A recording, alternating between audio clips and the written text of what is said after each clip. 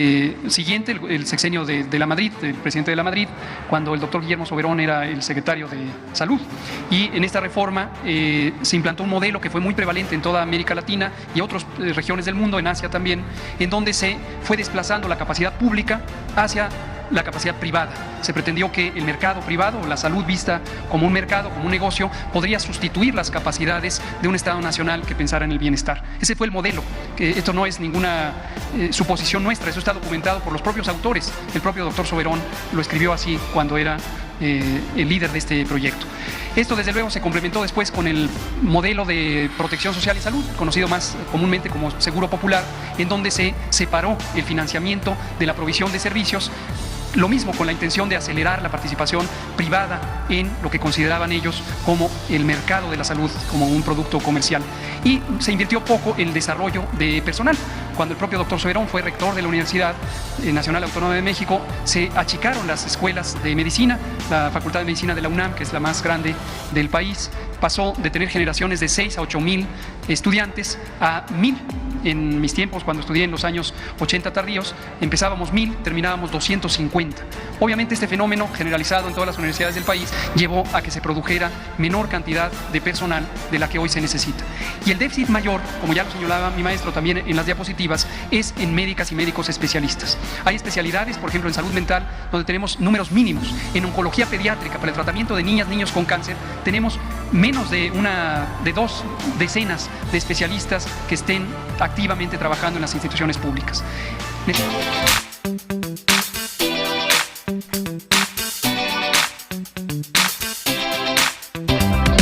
Hoy trataré sobre un compromiso, un deber, el garantizar el derecho a la salud para los mexicanos, en particular a los que no cuentan con seguridad social. Como informamos al inicio de este gobierno, recibimos un sistema de salud con un gran déficit de profesionistas de la salud, que incluye médicos generales, especialistas, enfermeras y con una distribución geográfica muy desigual. ¿Qué necesitamos? Pues que haya médicos y especialistas de calidad los 7 días de la semana, presentes los 3 turnos. Y para ello les voy a señalar lo que hemos encontrado. En la primera imagen voy a empezar con los médicos en formación, quienes en unos meses estarán ya listos como médicos generales al presentar su examen profesional después de su servicio social, que es muy importante.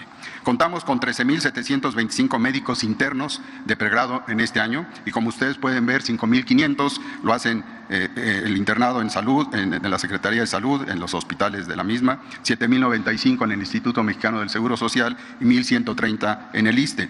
Pero contamos también con una importante reserva de estudiantes activos de las universidades para el bienestar Benito Juárez y de la Universidad de la Salud, respectivamente 7.842 y 1.200 que constituyen los 9.042 estudiantes de la carrera de medicina. En la siguiente pueden ustedes ver que a estos estudiantes se les beca, no a todos porque hay algunos que no requieren este apoyo, pero se les beca para cursar el internado médico en este periodo de 2018 a 2020. Pueden ustedes ver cómo ha aumentado el número de internos médicos que reciben una beca. En 2018 5.230 y en la actualidad 5.461. Reitero, pronto estarán desempeñando su servicio social y se graduarán. En la siguiente, en relación a los médicos generales, que son pieza clave en cualquier sistema de salud y en nuestro país también, con todo derecho se motivan, aspiran a cursar una especialidad y así lo han hecho. Y si ustedes pueden ver en esta gráfica donde en rojo está lo que ha hecho el gobierno desde su primera acción y en verde lo que se hubiera mantenido en un abordaje como el que estaba previo al 2018, podemos ver cómo rápidamente de 9.480 médicos generales que ingresaron a una especialidad, se alcanzó 19.480 en una decisión de hacerlo, la transformación del acceso sin rechazo a los candidatos a ser especialistas. Y como pueden ustedes ver en la proyección hacia el año 2030 se estaría cerca de 28.000. Sin embargo, de seguir con el anterior abordaje, estaríamos tan solo en 13.581. En la siguiente, por favor. También estos alumnos de esta de especialidad, y que lo hacen en todo el país, tienen becas administradas por CONACYT, tanto en el nivel nacional, como ustedes pueden ver en el lado izquierdo, que han pasado de cerca de 5,000 a 6,770 esos apoyos por CONACYT. Y en cuanto a las becas al extranjero, también se ha puesto una atención importante que fue un poco disminuida durante la pandemia porque no eran aceptados en el extranjero en ningún país. Entonces, en este caso tenemos 552 extranjeros haciendo una especialidad en el extranjero. Y los médicos, en la siguiente, los médicos especialistas, entrando en el detalle de la intención de hoy de comunicarles, en certificados en México hoy son 135,046.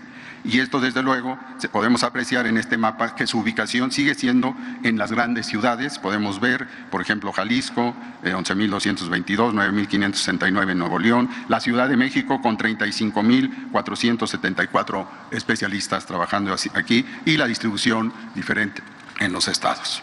En la siguiente imagen vemos que relacionado con la formación de especialistas hay que considerar la tasa de los médicos especialistas, y es un acuerdo por 100,000 habitantes, puede hacerse por 1,000 o como ustedes gusten.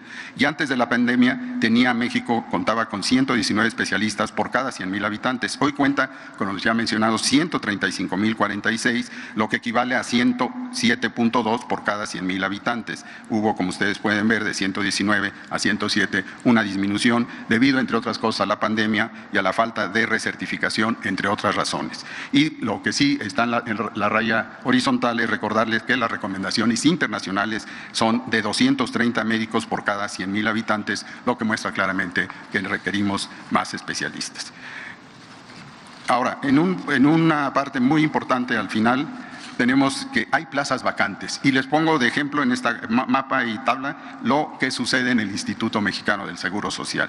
Del lado izquierdo de la tabla pueden ver que en el IMSS Bienestar y en el IMSS Ordinario, en suma, hay 2,678 plazas vacantes. Y del lado derecho, lo más sobresaliente, esas plazas vacantes se han reiterado durante más de 3 años, a los cuales los médicos no quieren acudir. 41 del IMSS Bienestar y 469 del IMSS Ordinario, 510 en total. Los médicos aducen inseguridad en principio, pero también no buscan estar en lugares remotos del país donde se les olvida lo que es el principal sentimiento y de derecho que tienen los pacientes de ser atendidos, estén donde estén, y esto es lo que nos señala el por qué se tiene que recurrir a otras modalidades como es la contratación. Al José, el doctor Gatell, hay 3 temas importantes. Uno es el tema de la vacunación para niños de 2 a 5 años y de 5 a 12 años. Yo le preguntaba al presidente López Obrador la semana pasada si esta vacuna pudiese ser la de los chiquitos de 2 a 5 años, la Abdala, que es una vacuna cubana, después de la gira que efectuó el presidente, y la segunda sería de 5 a 12 Pfizer. El tema de la hepatitis, que está muy en boga, y también que nos hable un poco del tema de los médicos cubanos, si se van a apoyar en especialistas también, no van a ser médicos generales, y también por ahí darle una queja del tema que tiene que ver con el Instituto de Nutrición. Hay especialistas que únicamente dan 3 consultas, doctor. 3 consultas. Ojalá le puedan meter mano, porque de verdad la gente que viene de otros estados del país se queda esperando una consulta. Dicen que aleatoriamente dan las consultas, pero nunca se dan, doctor. Ojalá y pueda meterle mano. Muchísimas gracias. Muchas gracias. Bueno, me voy de atrás para adelante en los temas. Sobre el Instituto de Nutrición, pues lo lamento, es mi alma mater tanto como la de mi maestro, y yo creo que seguramente platicando con nuestros colegas por allá se puede hacer algo para mejorar la eficiencia de la atención. Sobre los médicos cubanos, médicas y médicos, ya lo comentaba mi maestro también, el déficit de personal de salud es muy notorio, es muy impresionante y está documentado desde hace muchos años. Es un poco sorprendente que a algunos colegas súbitamente les parezca un misterio si hay o no déficit de médicos. Esto está documentado al interior de México, está documentado en organismos internacionales. México, dentro de los países de la Organización para el Comercio y el Desarrollo Económico, la OCDE, ocupa los últimos lugares, en algunos de los indicadores, el último lugar en personal de salud por habitantes, por población. Entonces, este déficit es producto del desmantelamiento del sistema de salud, como hemos explicado en otras ocasiones, desde los años 80, concretamente en 1982, se proyectó una reforma integral del Sistema Nacional de Salud que se condujo durante el sexenio siguiente, el sexenio de la Madrid, del presidente de la Madrid, cuando el doctor Guillermo Soberón era el secretario de Salud. Y en esta reforma se implantó un modelo que fue muy prevalente en toda toda América Latina y otras regiones del mundo, en Asia también, en donde se fue desplazando la capacidad pública hacia la capacidad privada. Se pretendió que el mercado privado o la salud vista como un mercado, como un negocio, podría sustituir las capacidades de un Estado nacional que pensara en el bienestar. Ese fue el modelo. Esto no es ninguna suposición nuestra, eso está documentado por los propios autores. El propio doctor Soberón lo escribió así cuando era el líder de este proyecto. Esto, desde luego, se complementó después con el modelo de protección social en salud, conocido más comúnmente como Seguro Popular, en donde se separó el financiamiento de la provisión de servicios. Lo mismo con la intención de acelerar la participación privada en lo que consideraban ellos como el mercado de la salud, como un producto comercial. Y se invirtió poco en el desarrollo de personal. Cuando el propio doctor Soberón fue rector de la Universidad Nacional Autónoma de México, se achicaron las escuelas de medicina. La Facultad de Medicina de la UNAM, que es la más grande del país, pasó de tener generaciones de 6 a 8 mil estudiantes a 1,000. En mis tiempos, cuando estudié en los años 80 tardíos, empezábamos 1,000, terminábamos 250. Obviamente este fenómeno generalizado en todas las universidades del país llevó a que se produjera menor cantidad de personal de la que hoy se necesita. Y el déficit mayor, como ya lo señalaba mi maestro también en las diapositivas, es en médicas y médicos especialistas. Hay especialidades, por ejemplo en salud mental, donde tenemos números mínimos. En oncología pediátrica, para el tratamiento de niñas, niños con cáncer, tenemos menos de 2 decenas de especialistas que estén activamente trabajando en las instituciones públicas. Necesitamos esos especialistas con urgencia y ese es el propósito de hacer este tipo de contrataciones externas para tener un mecanismo inmediato. Pero ya se explicaba que hay un plan estratégico que está en marcha ya desde hace 2 años para aumentar al doble la cantidad de especialistas que entran a formarse, los médicos generales que entran a formarse y salen como especialistas de las distintas disciplinas. Entonces sí, efectivamente, el apoyo con el gobierno de Cuba para tener este personal es principalmente para el personal especializado. Y una cosa importantísima es la voluntad de participar en donde se necesita más, en las zonas marginadas, en las zonas rurales, en las zonas lejanas, fuera de las capitales del país y de los estados, que es donde generalmente no acude el personal especializado, aun cuando las vacantes están ahí presentes año tras año tras año. Vamos a irlo precisando según se vaya concretando ya el plan de tenerlos, pero la idea es que estén lo más pronto posible. Vacunas. Con las vacunas, lo que estamos haciendo, como lo hemos hecho a lo largo de toda la estrategia de vacunación contra COVID, es dando pasos muy firmes, etapa por etapa, de acuerdo al riesgo. Esto ya lo hemos explicado, vamos de la persona con mayor riesgo, que es la persona más añosa, a la persona con el menor riesgo, intercalando personas que tienen enfermedades crónicas que les hacen susceptibles de tener complicaciones y las personas más jóvenes, los chiquitines y las chiquitinas, son quienes tienen el menor riesgo, afortunadamente. Entonces vamos a empezar ahora con el bloque, ya lo iniciamos hace casi un mes, de 12 años en adelante. El siguiente bloque es de 5 a 11 años y ya estamos en los esfuerzos de procuración de estas vacunas, como ya lo anunciamos, tanto de la vacuna Abdala como de la vacuna Pfizer.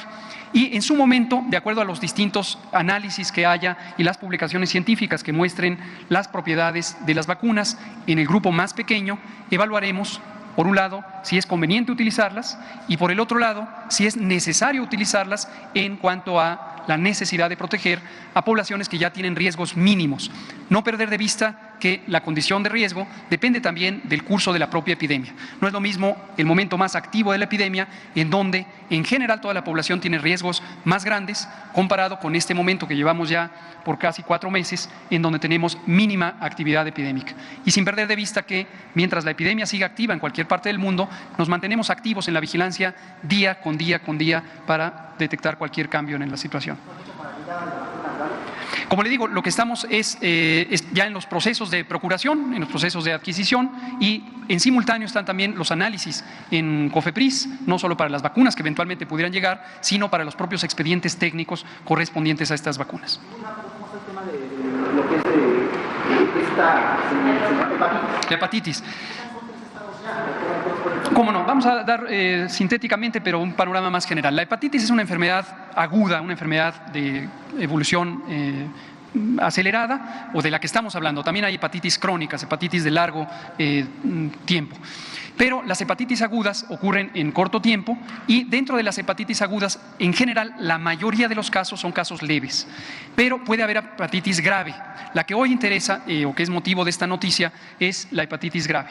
Las hepatitis pueden ser causadas por múltiples razones. Las más comunes son por virus y existen virus específicos que inflaman el hígado, que dan hepatitis. Estos virus se conocen desde hace mucho tiempo, son distintos tipos de virus y se han empezado a clasificar desde hace mucho tiempo por letras. La hepatitis A, que es la más común y se transmite por agua y alimentos. Luego está la hepatitis B y la C, que se transmiten por sangre.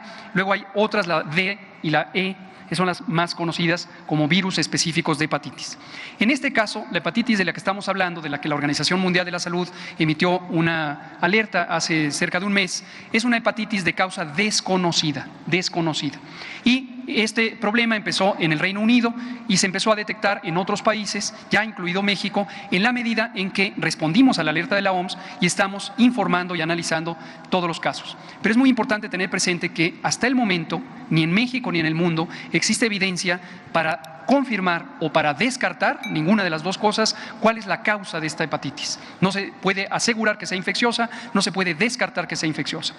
El elemento positivo es que el análisis de los datos, tanto los de México como del mundo, sugiere que no se trata de una enfermedad de rápida propagación. Lo que vemos en los números, un estado más que anuncia casos, ayer Durango, también San Luis Potosí y Sinaloa, es porque lo estamos buscando. No perder de vista que en México, 5 días después de la alerta de la Organización Panamericana de la Salud, emitimos un aviso epidemiológico. Esto es para que las unidades de salud identifiquen los casos, los analicen, nos manden muestras al Laboratorio Nacional de Referencia, el INDRE, y los estamos estudiando. El sistema de vigilancia epidemiológica se mantiene activo y lo está estudiando, pero hasta el momento, insisto, no hay ninguna indicación de que se trate de una enfermedad infecciosa, tampoco se descarta, lo vamos a estar estudiando. De momento no hay ninguna acción que la población debiera emprender de manera específica, dado que la causa no es conocida y la cantidad de casos identificada es muy pequeña comparada con la enorme cantidad de casos que todos los años en México y en todo el mundo ocurren de hepatitis para las que sí se encuentra una causa. Hasta el momento estamos en estudio con 17 casos, más estos 4 que se informaron ayer. Estaremos viendo casos que se van reportando, pero insisto, una cosa es casos que van surgiendo y que pudieran ser en número inusual, no es el caso, y casos que los vamos identificando porque estamos en un protocolo de estudio precisamente para contribuir a entender cuál es la causa. No es un patrón de propagación y no parece ser una enfermedad que tenga esas características. Muchas gracias.